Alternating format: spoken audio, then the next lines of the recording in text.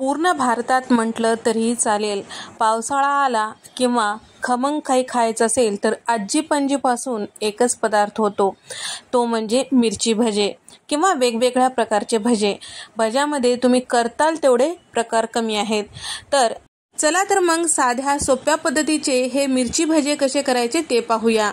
तर इथे मी 2.5 कप इतकं बारीक दळलेलं बेसन पीठ घेतलेलं आहे. मूठभर कोथिंबीर, अर्धा चमचा हळद आणि त्याचबरोबर 1 चमचा धने पावडर आणि अर्धा चमचा इथे मी घेतलेला आहे जिरे. रंगासाठी इथे मी घेतलेला आहे बेडगी मिरची पावडर अगदी अर्धा चमचा आणि त्याचबरोबर पाव चमचा इथे मी ओवा टाकून घेतलेला आहे हातावर चुरून. त्याचबरोबर चवीपुरतं मीठ टाकलेलं आहे.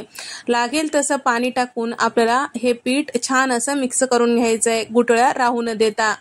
आता चमचा जरी वापरत असतील तरी पूर्वीच्या आजी पणजी आई आपल्या हाताने व्यवस्थित गुठळ्या राहू न देता छान असं व्यवस्थित मिक्स करून घेत होत्या. आता सध्याच्या काळामध्ये सगळं चमच्यानं चालू आहे असो. तर या ठिकाणी आता गुठळ्या राहू न देता छान असं व्यवस्थित मिक्स केलेलं आहे. अगदी मस्त व्यवस्थित भजी फुगण्यासाठी आणि छान असं वरचं आवरण कुरकुरीत होण्यासाठी यामध्ये अवश्य घालायचा एक पदार्थ तो म्हणजे अगदी पाव चमचा खाण्याचा सोडा. छान व्यवस्थित मिक्स करायचं, जास्त घट्टही नाही आणि जास्त पातळही नाही. या पद्धतीचं पीठ तयार झालं की झाकण लावून ठेवूया एक 5 मिनिटासाठी. जास्त वेळ भिजत ठेवायची गरज नाही. तर इथे मी अगदी चवीला सप्पक किंवा कमी तिखटाच्या मिरच्या घेतलेल्या आहे, साधारण पाव किलो इतकं. मधोमध चीर देऊन घेतलेला आहे, याला मीठ लावून घेतलेलं आहे. मिरची भज्यासाठी मिरची घेते वेळेस कमी तिखटाच्या घ्यायच्या आणि त्याला मीठ लावून घेतल्यामुळे चविष्ट अशी मिरची भजी होते. तर मी मिरचीला मीठ लावते वेळेसचा व्हिडिओ मिस झालेला आहे, त्यामुळे इथे ॲड झालेला नाही. तेल आधीच गरम करायला ठेवलेलं होतं. तेल मध्यम गरम आहे, अगदी कडकडीत नाही किंवा कमी गरम असं नाही. मध्यम गरम असेल की आपण जेव्हा भजे तेलात सोडतो त्यावेळेस छान असं व्यवस्थित तळल्या जातात. तर या ठिकाणी छान असं मिरची बुडून घ्यायची आणि एक एक मिरची आपल्याला या पद्धतीने तेलात सोडून घ्यायचंय.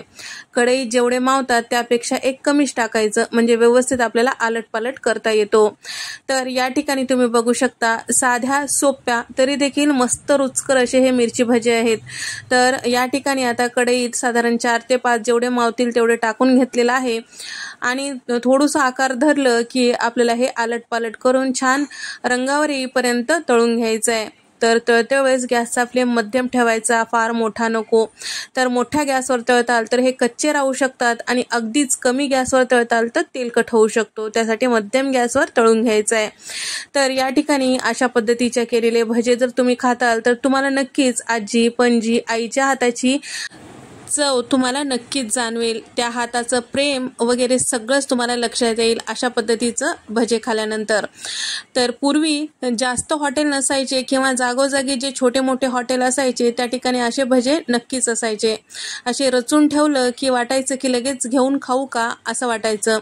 मस्त लांब लांब असे मोठ्या मिरच्या घेऊन अशा पद्धतीचे भजे करायचे आणि एकावर एक रचून ठेवायचं.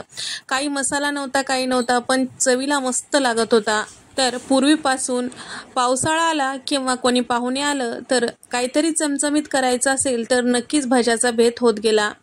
तर साधी सोपी ही रेसिपी तुम्हाला जर आवडली असेल तर व्हिडिओला लाईक करा, शेअर करा आणि सबस्क्राईब करायला विसरू नका. अशा साध्या सोप्या रेसिपीज तुम्हाला पाहायला आवडत असतील तर कमेंट करून नक्की सांगा. नंतरच्या रेसिपीमध्ये भेट देऊया. तोपर्यंत नमस्कार, बाय.